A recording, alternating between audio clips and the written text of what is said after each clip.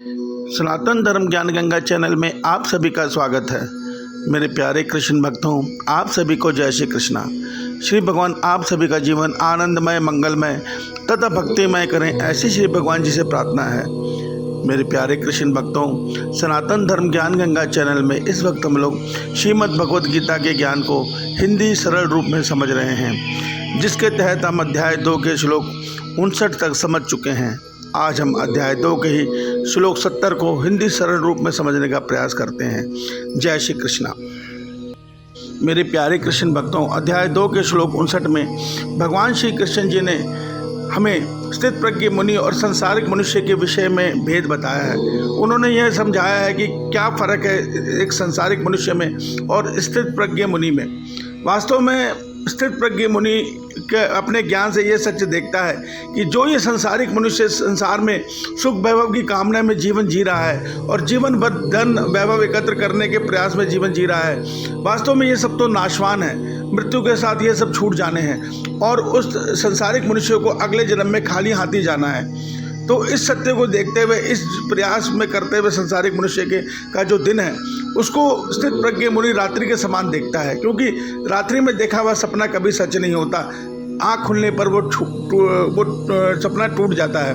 उसी प्रकार संसारिक मनुष्य दिन में जो भी धन वैभव एकत्र करता है अपने कर्म से, मृत्यु के समय सब छोड़कर खाली हाथ चला जाता है। इसीलिए स्थित प्रज्ञ मुनि इस दिन को रात्रि के समान देखता है।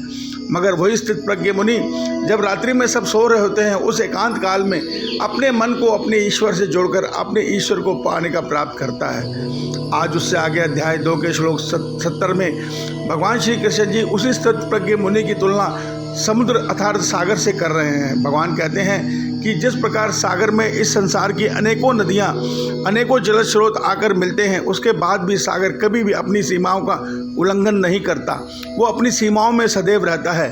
ठीक इसी प्रकार एक स्थित प्रज्ञ मुनि इस संसार में जीवन जीता है, अपनी इंद्रियों से, अपने मन से संसार को अनुभव करता है, मगर कोई भी विषय, कोई भी भोग स्थित प्रज्ञ मुनि को विचलित नहीं कर पाता।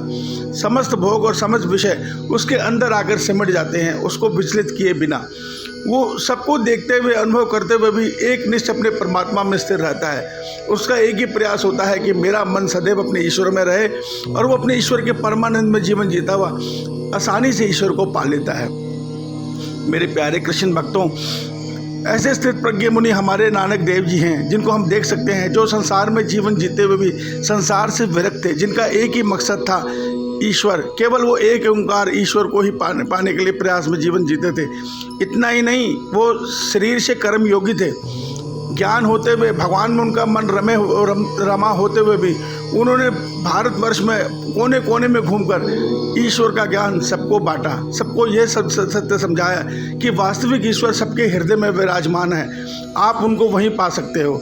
मित्रों, आज भक्ति हम भी कर रहे हैं, मगर हमारी भक्ति में एक बहुत बड़ा दोष है जिसको हम नहीं जान पा रहे। देखिए, हमारे आचरण में धर्म नहीं है, हम धर्म को जानते ही नहीं। हम तो पूजा पाठ, तीर्थ और जो आरती कर रहे हैं, व्रत कर रहे हैं, उसी को धर्म मान रहे हैं। वास्तव में भक्ति है ईश्वर के प्रति प्रेम, उनको पाने का मार्ग। धर्म है आचरण का नाम। हमारे आचरण से धर्म लुप्त हो गया है। हम नहीं जानते धर्म दया का नाम है, धर्म सत्य आचरण का नाम है, धर्म अहिंसा का नाम है, धर्म परोपकार का नाम है, धर्म निस्वार्थ भाव में जन सेवा का नाम है। जब हम अपने आचरण में धर्म को धारण कर लेंगे और निष्काम भाव से ईश्वर का प्रेम मांगेंगे, तो निश्चित हमें सफलता मिलेगी, कोई रोक नहीं सकता। ईश्वर हमारी सहायता करेंगे और हम भगवान की माया के बंधन से छूटकर आसानी से ईश्वर तक पहुंच पाएंगे। इसी सत्य को भगवान हमें श्री गीता में समझा रहे हैं। बाकी अगले श्लोक में। जय श्री कृष्णा।